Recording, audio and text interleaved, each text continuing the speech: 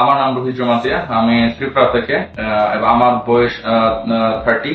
আমার হেয়ার ফলের প্রবলেম শুরু হয়েছিল তখন 25-26 বছর আমার। তখন আমি আগরতলায় একটু রেন্টে থাকতাম।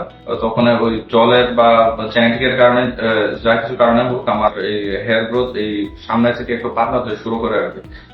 যার ফলে আমার খুবই প্রবলেম হচ্ছিল।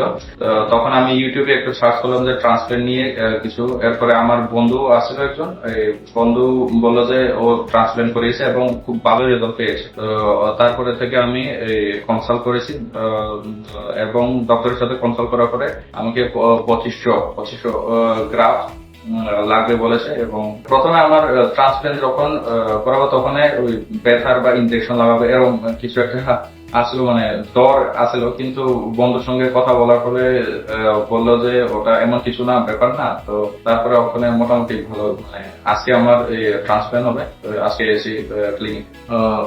ডাক্তার বাবুরা আমার এই হেয়ার লাইন ড্র করেছে এবং আমার খুব ভালো লাগছে এটা দেখে।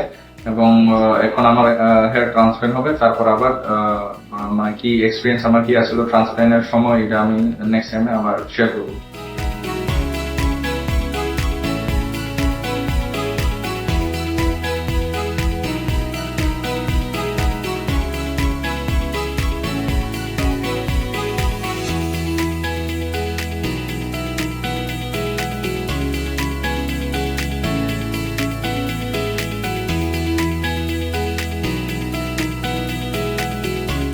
আজকে আমার হেয়ার ট্রান্সপ্ল্যান্ট কমপ্লিট হলো। পুরা দিন টাইম লেগে গেল।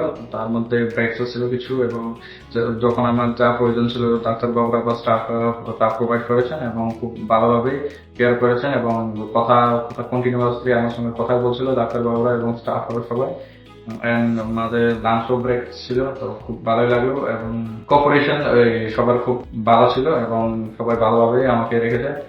তারপরে এবং পরবর্তী সময়ে রেজাল্ট যেভাবে হোক, ভালো হোক খারাপ হোক, আমি শেয়ার করব। And thanks to hair free and hair grow clinic এবং ডাক্তার ডক্টর প্রতিভা প্রধান ম্যাডাম।